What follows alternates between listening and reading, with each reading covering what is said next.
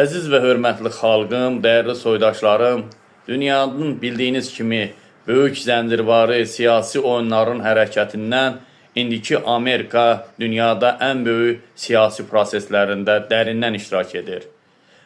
Amerika yox, Yaqub Amika torpaqları, qızıl dəri türklərin, Hun türklərin və zəncilərin yaşadığı ərazi.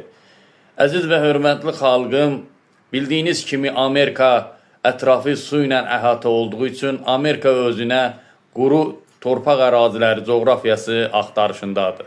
Bilir ki, qitədə həmin yeraltı, yerüstü resurslarla bağlı, həmin təbii fəlakətlərlə üz-üzə qalmasın deyə Amerika özünə həmin ipək iqtisadiyyat yollarından biri əsasən yolları ələ keçirtməkdir. Amerika Birləşmiş Ştatların məqsədi Qətər, Səudiyyə Ərəbistan, Yəmən, Suriya, İraq, İran bu coğrafiyanı ələ keçirtməkdir. Amerika Birləşmiş Ştatları əvvəl Türkiyə qarşı idi. Sonra NATO sıralarında Türkiyə olduğu üçün Türkiyənin rəhbərliyi ilə danışandan sonra fikrini 70% dəyişdi. Dəyişməsinin səbəbi Venezuela istiqamətə yönəltdi. Venezuelanı demək olar ki, Amerika vuracaq. Onun qarşısını heç kəs ala bilməyəcək. Amerika lazım olan zərbələri endirəcək.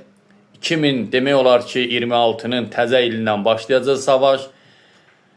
Amerika Birləşmiş Ştatları özünə yol açandan sonra İranın hədəfinə gətirəcək. İrana zərbəni vurmaq siyasəti ondan irəli gələcək. İsrailin rəhbərliyi Amerika ilə görüşəndən sonra, Amerika ilə danışandan sonra İsrailin məqsədi siyasi hərəkəti Rizavi Pəhləvin gətirəcək hakimiyyətə. Rizavi Pəhləvi bildiyiniz kimi babası da türk düşməni olub.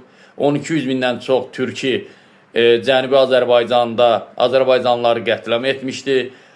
Bildiyiniz kimi Rizavi Pəhləvi yetişdirilib, hazırdır. Əsasən İsrailin məqsədi onunla bağlıdır ki, böyük Türkiyə yaranmasın, Türkiyənin qarşılığında Fars siyasətini yenidən öz əlinə zəncirini keçirtmək və Türkiyə ilə Azərbaycanın arasında yenidən Farsı bərpa etmək, amma özləri idarə etmək niyyəti ilə. Rizavi Pəhləvini İran hakimiyyətinə gətirsələr, regionda böyük siyasi qalmaqal və böyük savaşlara yol açmış olacaq.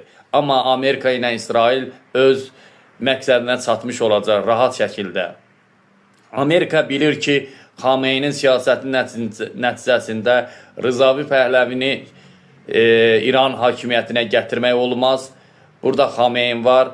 İkinci